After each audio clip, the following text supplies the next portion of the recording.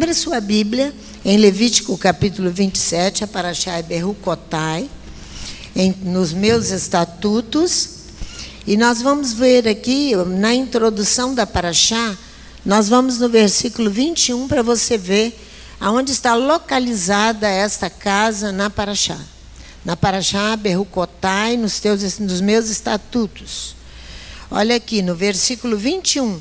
Quando nós adquirimos esta casa, nós oramos 1 ano, mais ou menos, andando pela cidade de Vitória. Saía lá da ladeira São Bento, onde nós estávamos localizados. Pela manhã cedinho, íamos e passávamos lá perto da Igreja Batista, lá em cima. Íamos até a Vila Rubim e voltávamos por aqui, passando aqui em frente pela rua Dom Fernando. Não sabíamos que seria aqui, e orando ao Eterno pedindo um lugar. E Ele nos deu esse lugar. Nós entramos aqui, você vai ver, em jubileu. Nós tocamos o shofar declarando que era jubileu. Então, olha isso aqui na Torá, que coisa séria. Versículo 21, nas nossas Bíblias habituais diz assim, traduções habituais. Quando o campo sair livre no ano do jubileu, o campo estava há 49 anos nas mãos de um terceiro, de um segundo terceiro, Léo. Terceiro. De um terceiro dono da terra, e ele então vai ser vendido para nós. E era jubileu, olha ele aqui. Quando o campo sair livre no ano do jubileu, será santo ao Eterno como campo dedicado. A possessão será dele, será do sacerdote. E está o campo em sua saída no jubileu. Diz em outra tradução. Ele é consagrado para Adonai. Então esta casa é consagrada para Adonai, nós não escolhemos isso, nós não conhecíamos a legislação, nós nos apropriamos dela depois que nós vimos o que Adonai havia feito por nós. Por isso estamos muito alegres. Ele é consagrado para Adonai, tal qual o campo do proibido. Ele fica para o ministrante como sua propriedade. Acredito que esse ministrante é Yeshua, né? Ele fica para o ministrante, para Yeshua, como ministrante, como propriedade pertence a ele. E proibido de vender a um terceiro, o campo consagrado pertence ao santuário. A venda será anulada e o vendedor perderia todos os seus direitos se nós tentarmos vender. É um campo consagrado para você saber aonde você vem, como você se reúne aqui. A presença de Adonai no nosso meio está inserida na Parashá Berucotai, nos meus estatutos. O proibido, que diz aqui, tal qual o campo do proibido, diz a Torá. O proibido é o herém. Inicialmente, o proibido comporta morte e destruição, diz a Torá no Êxodo, capítulo 22, no versículo 19. As proibições no Êxodo 22, 19, vai então comportar morte ou destruição do campo, totalmente. Mas aqui no Levítico 27, 28, olha para você ver. Todavia, nada do que alguém dedicar ao Eterno, de tudo que possui, seja homem ou animal, ou campo da sua possessão, se poderá vender nem resgatar. Toda coisa assim consagrada será santíssima a Adonai. Para vocês saberem onde nós nos encontramos. A noção se estende a uma consagração irremissível. Uma consagração irremissível, um sacramento de sacramentos. Então não tem como vender se nós não permanecemos aqui, ou ter alguém que seja uma comunidade que dê continuidade a essa dedicação. Ele vai ser todo destruído. Todo não pertencerá a ninguém, mas é proibido para a ingerência humana, né? Em sacramento de sacramento. Mas todo proibido que um homem proíbe para Adonai, é o versículo 28, de tudo que pertence a ele, humano, animal e campo de sua propriedade, não se vende nem se resgata. Todo proibido é sacramento de sacramentos para Adonai. Vocês se lembram de Sansão? Se lembram? Lembram de Sansão? Ele foi proibido no ventre da sua mãe e escolhido ali por Adonai, não foi?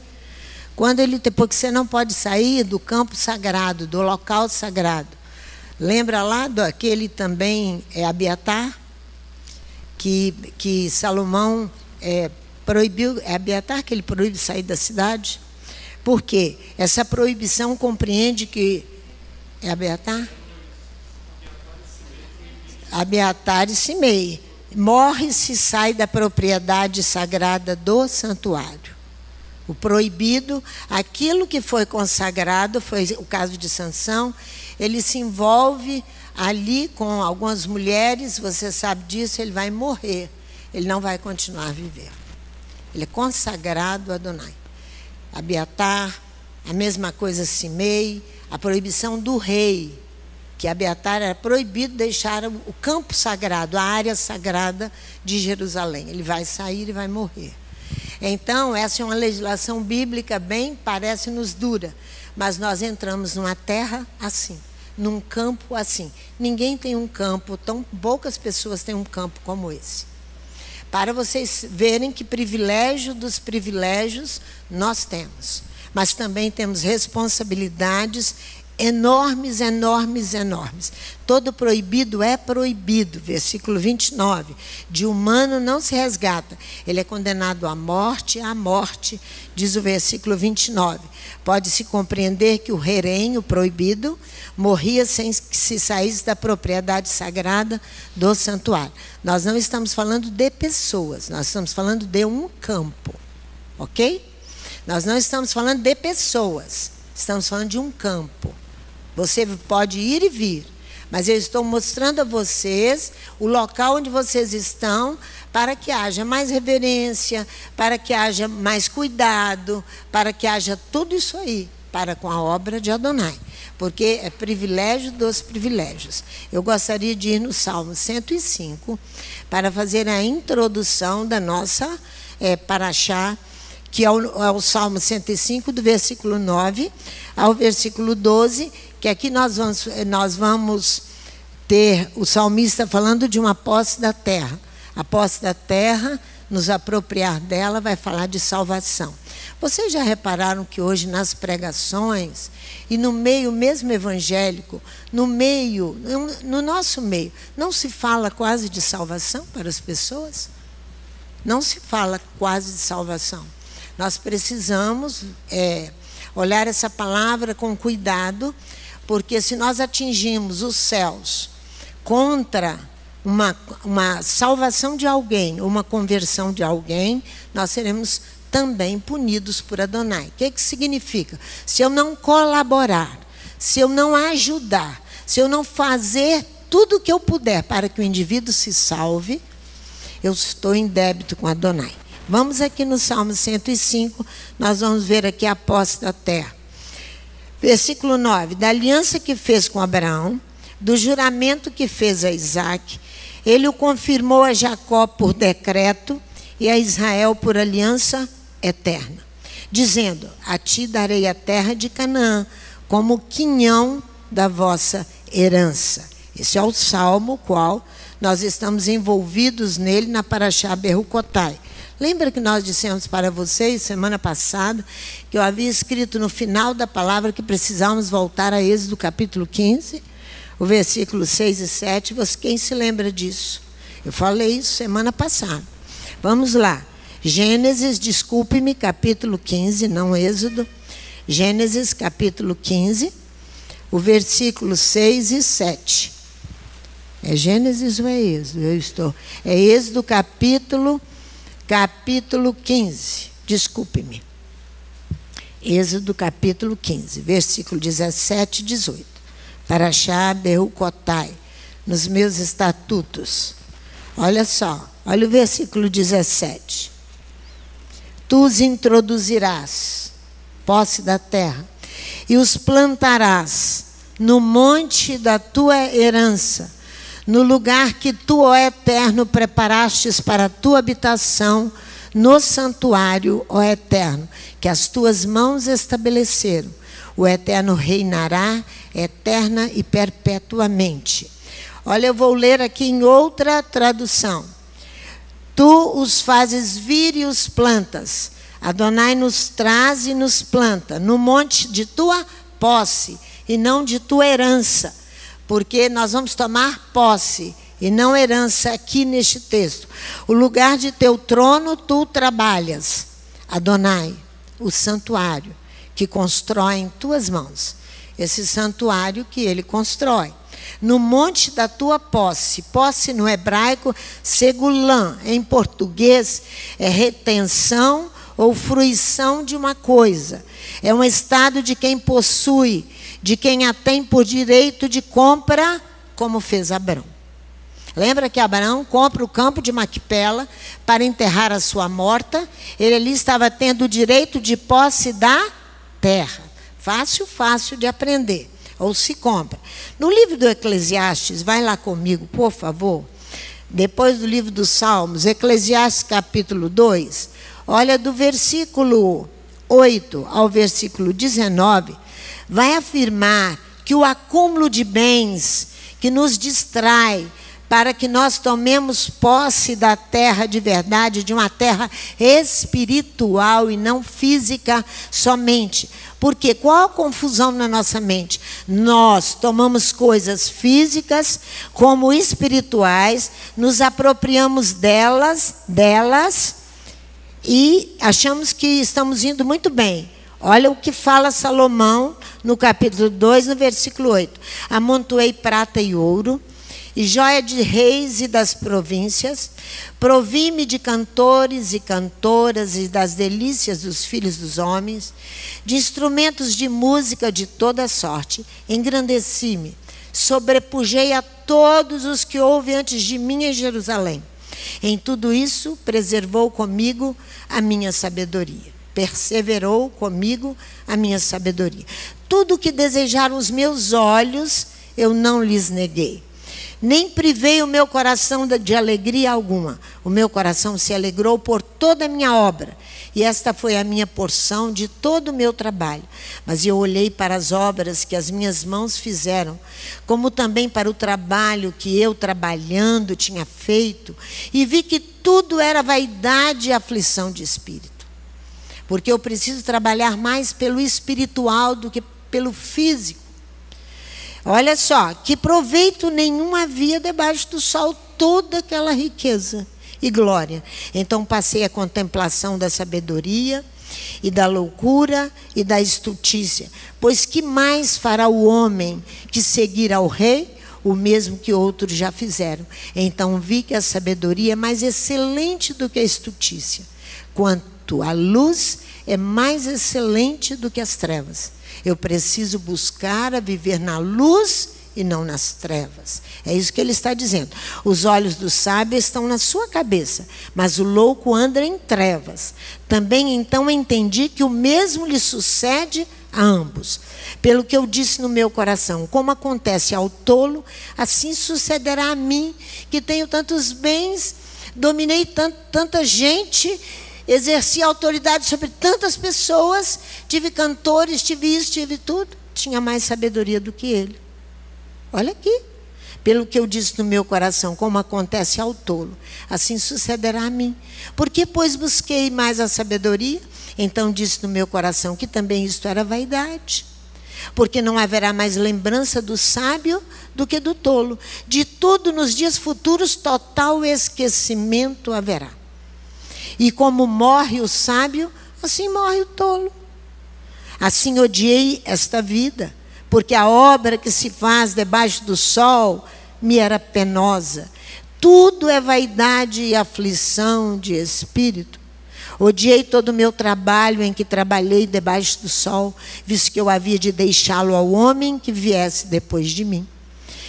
Quem sabe se será ele sábio ou tolo? Contudo, ele se apossará de todo o meu trabalho em que trabalhei, e em quem me ouve sabiamente debaixo do sol, isso também é vaidade. De sorte que apliquei a fazer o que meu coração perdesse a esperança de todo o trabalho que trabalhei debaixo do sol. Perder a esperança de tanto excesso de trabalho físico e pouca dedicação ao trabalho de Adonai.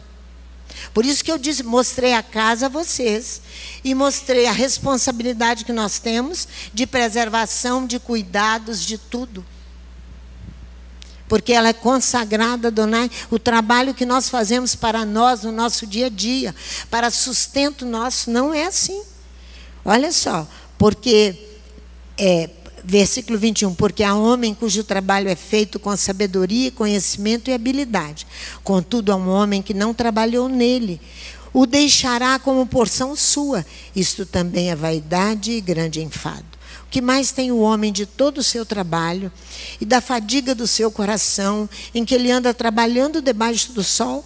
Todos os seus dias são dores, a sua ocupação é desgosto, até de noite não descansa o seu coração. Isso também é vaidade. Nada há melhor para o homem do que comer, beber e fazer que a sua alma goze do bem do seu trabalho.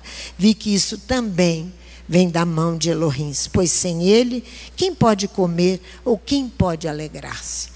Sem Adonai, quem pode comer ou quem pode alegrar-se? Coisas tão simples, o rei Salomão ficou a meditar. Então você vê, pois sem ele, quem pode comer ou quem pode alegrar-se? Sem o Eterno. Então eu trabalhei muito pouco no trabalho de Adonai, mas eu trabalhei muito para mim. Isso é enfado e vaidade de espírito. O profeta Malaquias afirma que quando tememos ao Eterno, nos tornamos propriedade dele. Quando nós tememos ao Eterno, trabalhamos para o Eterno, nós somos propriedade dele e ele jamais se esquecerá de nós. Vai lá. Malaquias capítulo 3, versículo 16 a 18. Quando nós tememos, aqui nós temos uma condição individual de tomar posse de uma herança, de uma terra espiritual. Nós estamos falando de indivíduos, particularmente, porque nós temos que entrar numa posse de terra coletiva. Coletiva. Que isso é o assunto mais moderno aí agora. Não é verdade? Que a Palestina, os judeus têm que sair para entregar a terra aos palestinos. Não é isso que a Torá diz. Não é isso. Não é isso. Isso tudo é orgulho, vaidade, tudo isso aí que está acontecendo e briga. Vamos ver aqui. Capítulo 3, versículo 16 a 18. Então aqueles que temiam ao Eterno falaram uns aos outros, e o Eterno atentou e ouviu. Um memorial foi escrito diante dele, diante de Adonai, para os que temiam ao Eterno, para os que se lembravam do seu nome. Eles serão meus, diz o Eterno dos Exércitos, minha possessão particular. Somos propriedades de Adonai quando tememos e trabalhamos para ele, para tomar posse dessa terra individual, aqui, ó, a minha e a sua, e ter domínio nos meus desejos, no meu querer, na minha vontade, para que se faça a vontade de Adonai. Eu dizia essa semana para uma pessoa que eu atendia, muito aflita, e eu dizia para ela, Yeshua diz, no capítulo 15 de João, sem mim nada podeis fazer. Por que eu não vou temer a Deus e a confiar nos ensinos de Yeshua? Sem mim nada podeis fazer. Toda a sua ansiedade, uma ansiedade brutal, que não permite o homem raciocinar. Isso é a ausência de posse de terra individual, do seu coração. Porque você perdeu o domínio dele. Você se distrai com outras coisas e se aplica aos vícios e não tem o domínio. Eles serão meus, diz o Eterno dos Exércitos. Minha possessão particular naquele dia que preparei. Poupá-los-ei como um homem poupa seu filho que o serve. Então vereis outra vez a diferença entre o justo e o ímpio. Entre o que serve a Elohim e o que não serve a Elohim. Posse no hebraico, nós falamos de uma posse individual. Acho que vocês entenderam isso aí direitinho, né? Agora, posse no hebraico, posse coletiva, nós temos que entender que significa yarash, significa tomar posse, desalojar, lançar fora para herdar a terra. Por isso que ali no Êxodo capítulo 15 não é herança, é posse de terra. Então você terá que tomar posse, desalojar, lançar fora e herdar. Aqui nesta casa habitavam vários que frequentavam aqui, ficavam nas mãos dos artistas fazendo teatro aqui, dos noia fumando, as mangueiras todas destruídas, todas enroladas de arame farpado, para que as pessoas não subissem para se apropriar do fruto, porque a terra tinha vários donos, frequentadores aqui. O que nós tivemos que fazer? Desalojá-los, tirá-los daqui. Foi o dinheiro que nós... O dinheiro foi nada praticamente por essa riqueza toda está aqui. Porque Adonai que foi à frente, nos instruindo para que nós fizéssemos assim, tomássemos posse da terra, para que hoje você e eu estivéssemos aqui sentadinhos, participando desse banquete espiritual, não é? Então você vai ver, no contexto de aliança, você verá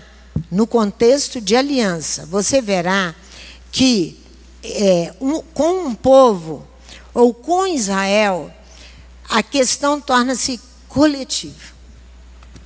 Conosco também tornou-se coletiva, porque a casa não é de pertencimento a um indivíduo, ela pertence a um povo, não é verdade? Então torna-se coletiva. A raiz hebraica Yarash significa herdar e desalojar. Herdar e desalojar o inimigo, porque ele está se apropriando do terreno indevidamente. Gênesis capítulo 15, no versículo 6 e 7, vamos lá comigo. Olha só como é que você vai aprender isso aqui, e eu também, no capítulo 15 do Gênesis, versículos 6 e 7, com Abraão, nosso pai da fé. Como é que você precisa fazer para desalojar e herdar? Olha aqui, versículo 6. Ora, creu Abrão no Eterno, e isso lhe foi imputado para justiça. Vou ler em outra tradução. Ele adere, é adesão, é fé. Abraão adere a Adonai, e lhe foi dito em conta de justificação. Ele foi justificado pela fé. Ele adere a Adonai. É a adesão que vai nos justificar para dizer que a terra nos pertence. Você vai ver que adere vem de uma raiz hebraica amã, que vai significar aderir a uma promessa ou a uma palavra. Aderir a uma promessa ou a uma palavra. Ela deu origem à palavra amém. O hebraico forma com esta raiz a palavra emuná, fé. E emet, verdade, e fidelidade para com Hashem. A justificação no hebraico é sedaca, qualidade do que é perfeitamente apropriado, sedaca, qualidade daquele que é conceituado perfeitamente, não é? Numa qualidade que vai se apropriar a cumprir uma promessa. O ato ou efeito, o feito é pela adesão, que provou justiça. Se você não creu, você não prova justiça. Aí a gente fica, eu creio, mas eu não desligo. Eu creio, mas eu não confio. Eu creio e uso a minha boca para falar milhões de bobagens contra Adonai e a sua palavra. Você não se justifica. Abraão foi justificado porque ele aderiu. A Torá está dizendo. Foi tido em conta de justificação para Abraão. Então, o que vai acontecer? Mais tarde, a justificação torna-se o ato de praticar o amor ao companheiro, a caridade. Devemos fazer distinção entre justiça e justificação. Justiça no hebraico é sedek. Justiça no hebraico é sedek. E a justificação, há uma distinção entre uma palavra e outra. Gênesis 15, 7. Olha aqui o que diz. Disse-lhe mais: eu sou o Eterno, que te tirei de Ur dos Caldeus para dar-te por herança esta terra. Para te dar esta terra, para que você herdasse a terra.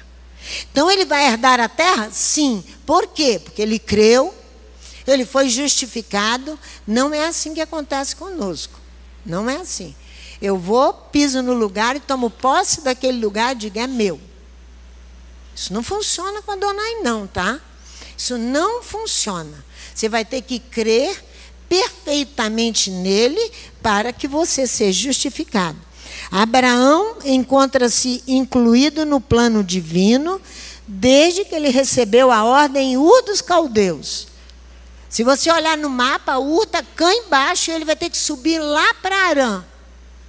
Ele já fez um ato de fé, sem saber para onde ia. O homem era arrojado. Ele tinha qualidades de adesão a Hashem. Ele confiava em Hashem. Chega em Harã, seu pai vai morrer. Ele só levou seu sobrinho Ló e seu pai, sua esposa, que foram com ele. Não é? Então, desde que ele foi chamado lá em Ur, ele já estava incluído nisso aí. Agora, nós não somos assim, nós esquecemos destas coisas, porque não tem quem nos ensine a Torá. Você quer ser justificado como? Se nem crê, você não creu. Você quer andar palpavelmente, tendo bens e tendo coisas e dedicando-se o menos possível à obra do Eterno. O que sobrar é do Eterno. Engajou-se nele, no chamado, e tomou a seu serviço esta ação e comprometeu-se com a ação que ele tomou. Conclusão, ele se fez Abraão, participante desta ação. Ele obrigou-se há muito tempo a estar na via da obediência. Quem obrigou Abraão? Foi a pastora Sandra? Porque aqui tudo eu sou culpada. Quem obrigou Abraão? Ele mesmo. Ele se obrigou a obedecer. Eu não quero sair da via. Eu quero cumprir aquilo que eu disse a Adonai, que eu responderia a ele. É isso aí. Porque ninguém obriga uma situação de fé dessa aqui, não. O Eterno lembra o passado e, ao mesmo tempo, continua a prometer o futuro para Abraão. O tempo se constrói em torno de um homem fiel a Adonai. Fala, meu filho. Fala aqui para eles ouvirem, eu vou lá tomar. Abraão era um homem mecânico, foi falado sobre isso. Abraão era mecânico e Moisés era filósofo. Operacional, perfeito. Operacional, ele adere com facilidade e com toda força. Enquanto nós que filosofamos, tentamos encontrar conhecimento sem aderir, nós muitas vezes nos perdemos justamente por conta dos nossos conhecimentos, nossas filosofias. Abraão era operacional. A via de Abraão chama obediência, porque ele teria que deixar para nós um legado nessa envergadura, senão nós não teríamos como nos posicionar como ele. Agora sim, aí você vai ver que esse templo vai ser construído em volta de um homem fiel e de uma mulher fiel. Do contrário, não vai se construir. Agora um sacrifício de aliança confirmará a promessa. Você perceba comigo no capítulo 15, no versículo 8, que aparece uma dúvida no coração de Abraão. Olha aqui. Versículo 8. Perguntou-lhe Abraão. Parece até esquisito essa pergunta aqui, mas ele perguntou. Ó Eterno Elohim, como saberei que eu hei de herdar a terra? A dúvida significa incerteza e vacilação sobre a realidade de um fato. Ou vacilação em torno de uma decisão que você precisa tomar. Você e eu precisamos tomar. Aí você duvida. A válvula de escape daquele ou daquela que duvida é criar imediatamente várias opções para onde ir. Ele me mandou ir para Harã, eu vou tomar o caminho de Harã, mas eu tenho a opção de parar no caminho e passar um tempo em Vitória do Espírito Santo. Eu não vou para o local. Ele disse que ele marchasse e fosse, ele obedeceu. A dúvida não vai permitir isso. A dúvida vai te direcionar a outras opções. Dificuldades para entender, para admitir como verdadeiro. Você vai suspeitar e desconfiar primeiro de Adonai. Você e eu vamos suspeitar, isso tudo é posse da terra. Agora, coletivamente. Porque individualmente eu tenho que desalojar do meu interior aquilo que está me impedindo a tomar posse da terra. Individual é isso. Agora é coletivo. O Eterno não aceita dúvida, pois nela se encontra pecado, porque você e eu atingimos diretamente o Criador, pois suspeitamos dele. Não, pastora Sandra, sou eu. Não, você está suspeitando daquilo que ele te ordenou a fazer. Tornamos-nos uma testemunha suspeita, que não tem certeza, que suscita dúvida. Dúvida das boas qualidades do seu Criador e do meu Criador. Dúvidas. Veja o exemplo de Gideão. O que vai dar o exemplo? Todo mundo acha bonito Juízes capítulo 6. Vamos lá. Juízes capítulo 6. Eu não acho bonito, não, nunca achei. Bota aqui o velo, mostra se é verdade, se eu preciso ir, e confirma aqui, e confirma ali. No final, ele vai se perder tanto, Vitória, que ele vai fazer uma estola sacerdotal e o povo vai adorar a estola que ele construiu. É isso que vai acontecer. A dúvida é isso aqui, ó. Juízes, capítulo 6, versículo 7. Vamos ler alguns versículos. Juízes, capítulo 6, olha o versículo 7. Clamando eles ao Eterno por causa dos midianitas. Olha o versículo 6. Vamos começar do 6. Assim Israel se enfraqueceu tanto com a presença dos midianitas que os filhos de Israel clamaram ao Eterno. Clamando eles ao Eterno por causa dos midianitas, enviou-lhes o Eterno um profeta, que lhes disse: assim diz o Eterno Elohim de Israel: do Egito eu vos fiz subir e vos tirei da casa da servidão.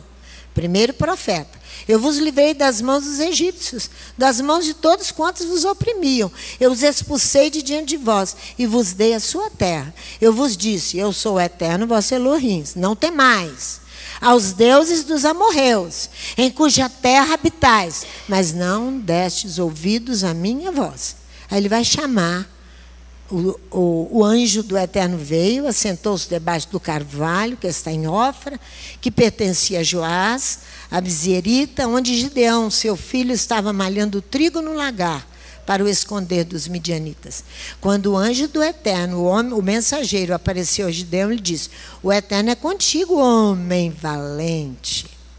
Ele não creu, acho que nem que ele era homem, quanto mais valente. Gideão lhe respondeu: ah, Senhor meu, se o Eterno é conosco, por que tudo isso nos sobreveio? Olha a dúvida.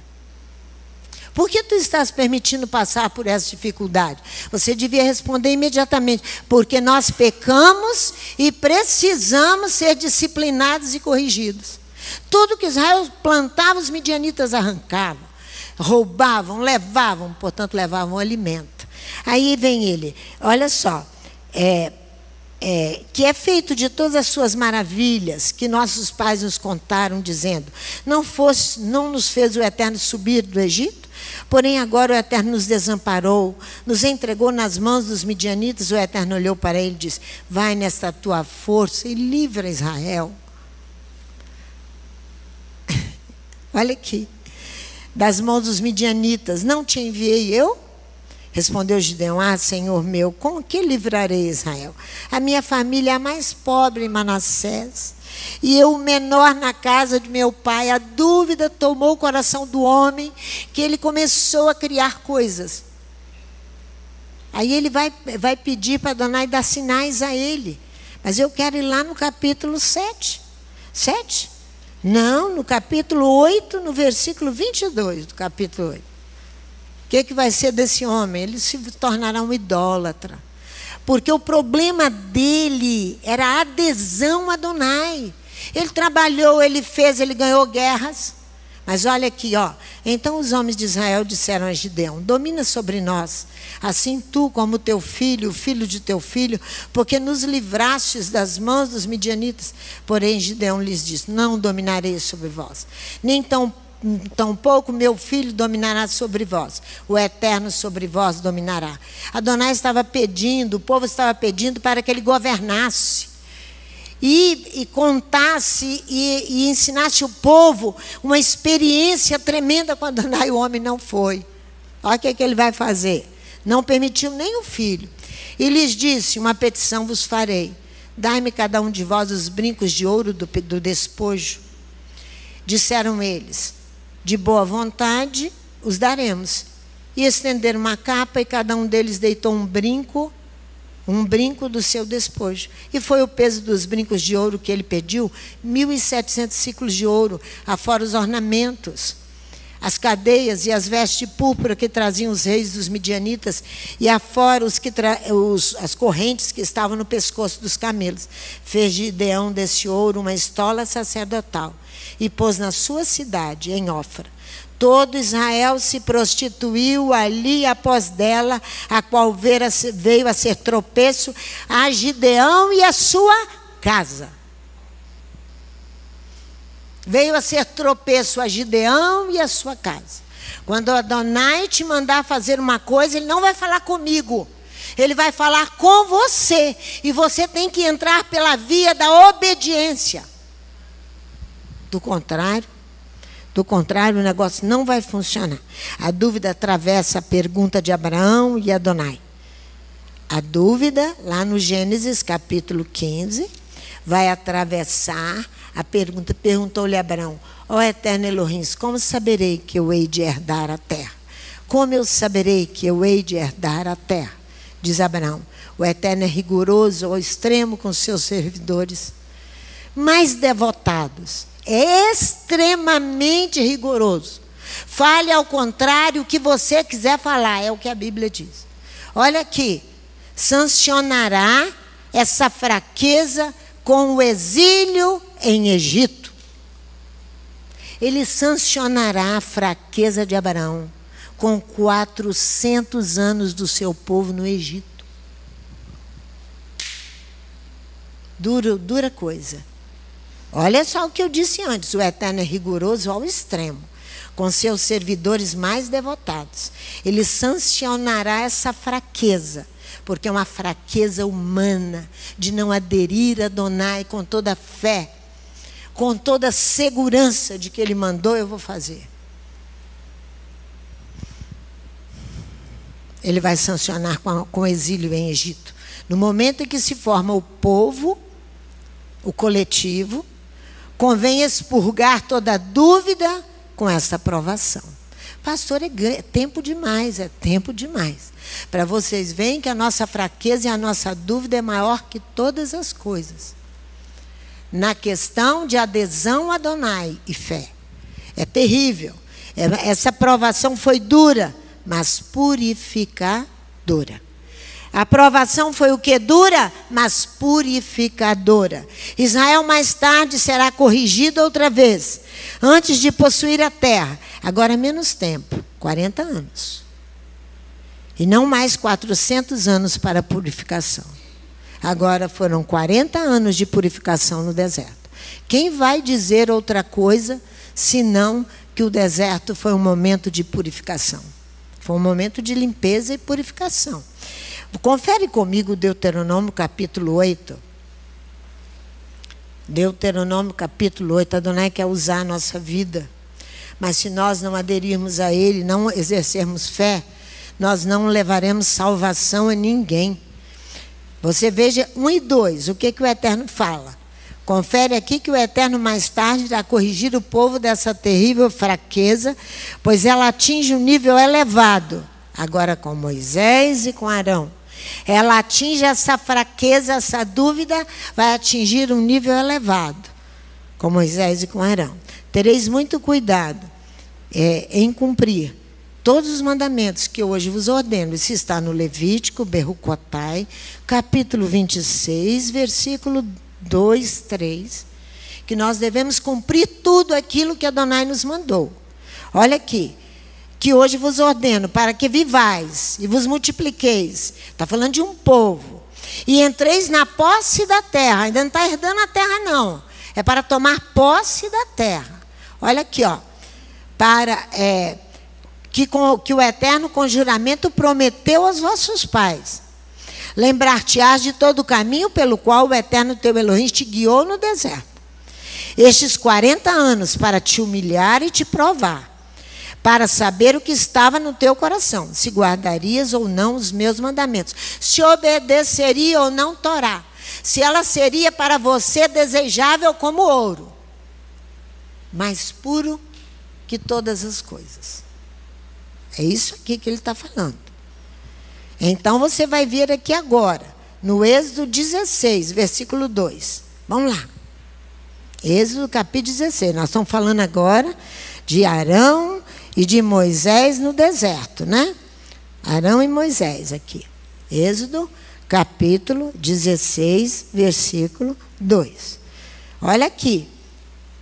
Toda a congregação dos filhos de Israel murmurou contra Moisés e contra Arão no deserto. Reclamam contra Moisés e contra Arão no deserto. Os filhos de Israel lhes dizem, olha aí, quem nos dera tivéssemos morrido pela mão do Eterno na terra do Egito. O povo queria que tivesse morrido mesmo. Olha a ingratidão, hein? Quem arrancou do Egito, libertou do Egito, agora eu quero morrer pela mão de Adonai, mas no Egito. Você é bonitinho, né? Adonai vai te entregar ao Egito. Você vai morrer na violência do Egito. Porque você escolheu o Egito. Aqui. Quem nos dera tivéssemos morrido pela mão do Eterno na terra do Egito, quando estávamos sentados junto às panelas de carne. Quando comíamos pão a fartar. Tu nos trouxestes a este deserto, para matardes de fome toda a multidão. Olha só, eu vou ler em outra tradução. Os filhos de Israel lhe dizem, quem nos dera morrer pela mão de Adonai em terra de Egito? Sentados diante de panelas de carne, comendo pão à vontade. Paga carne aqui é comida de rico. Israel era escravo. O que é isso? Tem uma coisa trocada aqui. Tem não? Que panela de carne? Eles queriam estar no meio dos ricos? A carne aqui é para rico. Eles eram escravos, pensam só. Sim, vós nos fizeste sair para este deserto para fazer morrer toda esta assembleia pela fome. Israel precisava dessa correção aqui agora. Porque o atrevimento ultrapassa os limites normais. A ingratidão ultrapassa os limites normais. A ingratidão a Adonai, não é a gente, não. A Adonai. Note que não se descreve o povo morrendo de fome e de sede. Não se descreve. Ninguém está morrendo aqui de fome e de sede. Você está vendo que é uma conversa fiada? E pedindo pão, mas desejando ardentemente as panelas de carne. Uma iguaria bem reservada para os ricos. Escravo, desejando essa iguaria de ricos? Esquisito, né? Mas o problema se torna gravíssimo. O problema se torna gravíssimo porque rejeita a salvação. Porque rejeita a salvação. Por isso que o problema se torna gravíssimo. O problema é rejeição à salvação. Gravíssimo. A comunidade está rejeitando a salvação de Adonai. E a liberdade oferecida. E a liberdade oferecida. E ele prefere morrer pela mão do Eterno na terra de Egito. Os olhos do povo, a sua libertação, anunciadora de uma vida nova, é portadora de morte. O anúncio de Adonai de uma vida para o povo era anúncio de morte. Eles vão rejeitar com força. Por isso que rejeitam a salvação. Veja os versículos 4 e 5. Adonai vai responder ao povo. Então disse o Eterno a Moisés: eu vos farei chover pão dos céus. O povo sairá, colherá diariamente a porção para cada dia, para que eu prove se anda na minha Torá ou não.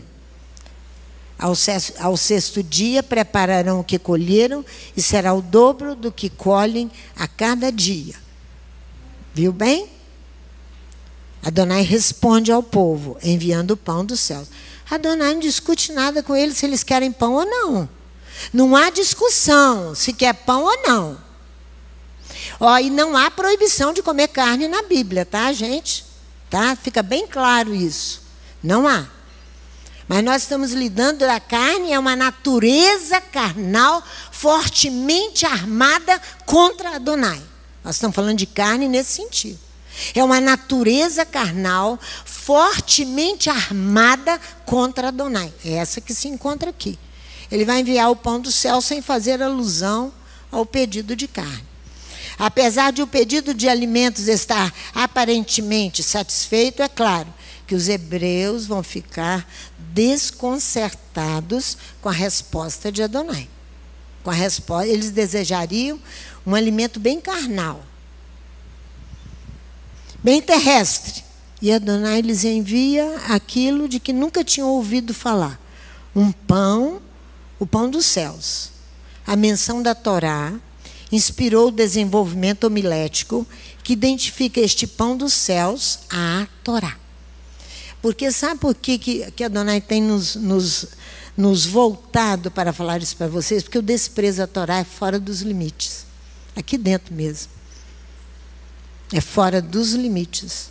A obediência a mandamento é uma coisa horrível. Vocês vão ter que mirar a obediência e buscá-la. Porque cada um faz como quer. Ele deu foi pão do céu. Ele não perguntou se você quer comer peixe ou carne. Ele disse, é pão. É pão do céu. Ele vai dizer, porque é Torá. Adonai diz a Moisés, eis-me aqui, versículo 4. Eis-me aqui, diz Adonai. Eu faço chover para vós o pão dos céus. Em outra tradução, o versículo 4. O povo sairá e recolherá a palavra do dia em seu dia. Homileticamente, a menção da Torá inspirou o desenvolvimento homilético que vai identificar este pão dos céus como a Torá. Mais tarde com Yeshua, que vocês vão aprender. Então, para que eu o prove, ele irá ou não em minha Torá. Esta outra tradução. Se ele irá, se o povo irá ou não em minha Torá. O Salmo 78 é um relato de Asaf da história sagrada. A saída do Egito. Esse é o Salmo 78. A travessia, a provação no deserto do nosso povo. Vamos lá comigo. Salmo 78. Salmo 78. Ele vai fazer um relato da história sagrada. O Salmo de Asaf. Salmo de número 78. Um relato da história sagrada. Veja comigo só o versículo 23 a 25. Não vou ler todo, que ele é enorme. Ele vai narrar detalhes aqui dos pecados, das vitórias, das bênçãos de Adonai, da grandeza de Adonai. Contudo, ordenou ele as altas nuvens e abriu as portas dos céus. Ele fez chover sobre eles o maná, o pão do céu, para comerem, e lhes deu o cereal do céu. Cada um comeu o pão dos anjos, mandou-lhes comida em abundância. Eu vou ler em outra tradução. Ele ordenou ao éter. No alto, abriu os portais dos céus. Quando nós caminhamos há dias. Quantos dias da festa de Shavuot? Menos de 2 semanas. Entrega da Torá. É a festa de Shavuot. Não é isso? Não é isso? Ele ordenou ao éter, no alto abriu as portas dos céus, para manifestar sua bondade para conosco. Elohim abre os portais dos céus de sua graça, tal como é dito lá no Gênesis 7, versículo 11. As comportas dos céus se abriram para o dilúvio. Adonai, as comportas do céu se abriram para as águas. Lá no Gênesis 7:1, tal como dizem os escritores sagrados, trata-se de aberturas feitas no teto dos céus, acima do qual se encontram as águas superiores. As águas do dilúvio provêm do abismo que envolve a terra. O dilúvio faz a criação retornar ao caos original. O fechamento das comportas porá fim à queda das chuvas e trará de volta o universo à ordem natural. Põe fim às chuvas e mais à frente vai dar a Torá, as grandes águas da Torá. Isso é aqui que ele ordenou ao alto abrir os portais dos céus. As comportas se abriram como no dilúvio. As comportas se abrem para dar a Torá, água da vida, alimento para nós. Asaf canta que Adonai fez chover sobre eles maná para comer. Os cereais dos céus lhe deu. O maná é o fruto das colheitas do céu. Na tradução habitual diz assim: cada um comeu o pão dos anjos, mandou-lhes comida em abundância. Em outra tradução, o mesmo versículo, em outra tradução do Salmo 78, 25. O pão dos condutores. O homem o comeu, viático lançado para eles a saciedade. Olha só, viático lançado para eles a saciedade. O título do Salmo 78 é Escuta a minha Torá. Escuta a minha Torá. Que são abundantes águas e alimentos sobre nós. O pão dos condutores significa que o homem o comeu. O sentido de condutor é tirado de um vocábulo agrícola, no qual vai designar o touro, que vai conduzir a manada. Conota a ideia de força. O touro à frente da manada fala de força. É condutor. Aquele que conduz, que transporta, que carrega e que guia o rebanho para um porto seguro, um lugar seguro. Viático lançado para eles, a saciedade. O que é viático? São provisões necessárias que a Torá contém para a condução do povo que está a caminho em vias de salvação. O povo está a caminho em vias de salvação, porque ali ele rejeita a salvação. Lembra que o condutor o guia e o que o Eterno escolheu para transportar um rebanho e dar ao povo a saciedade. O estado de uma pessoa completamente satisfeita com aquilo que comeu. É esse sentimento que nós temos, sair daqui alimentado. Shabat é para nos alimentar. Eu saio daqui completamente saciado. Sua fome, sua sede espiritual foram plenamente aplacadas. Sua fome, sua sede não é para descer e ficar lá embaixo, não. Porque senão você diz, depois eu vou ouvir em casa. Em casa você não vai ter tempo. Consagra o Shabat para se alimentar. Nossa, o tempo está passando. Olha só, o versículo 4 ainda. O povo sairá e recolherá a palavra do dia em seu dia, para que eu prove, ele irá ou não em minha Torá. Adonai deseja a verdade, a autenticidade da parte do povo. Eu quero verdade, é met, no hebraico.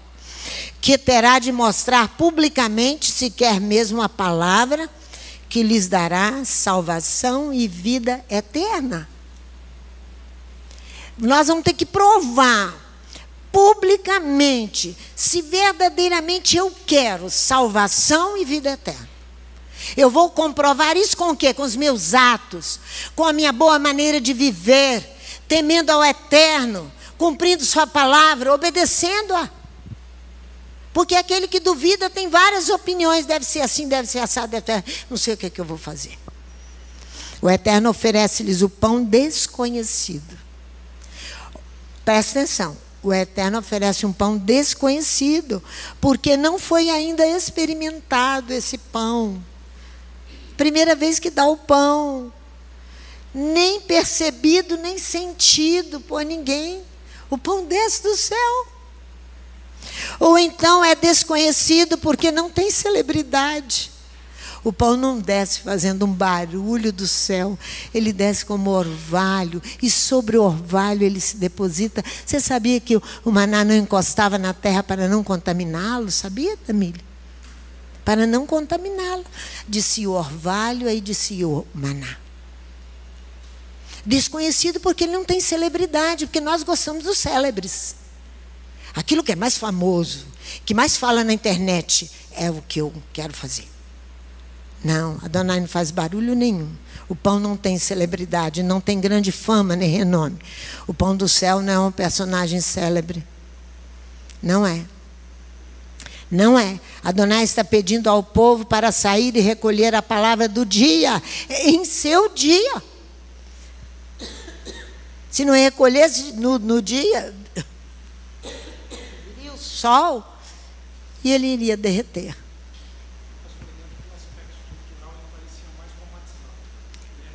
Fala aqui para eles que eu vou tomar água.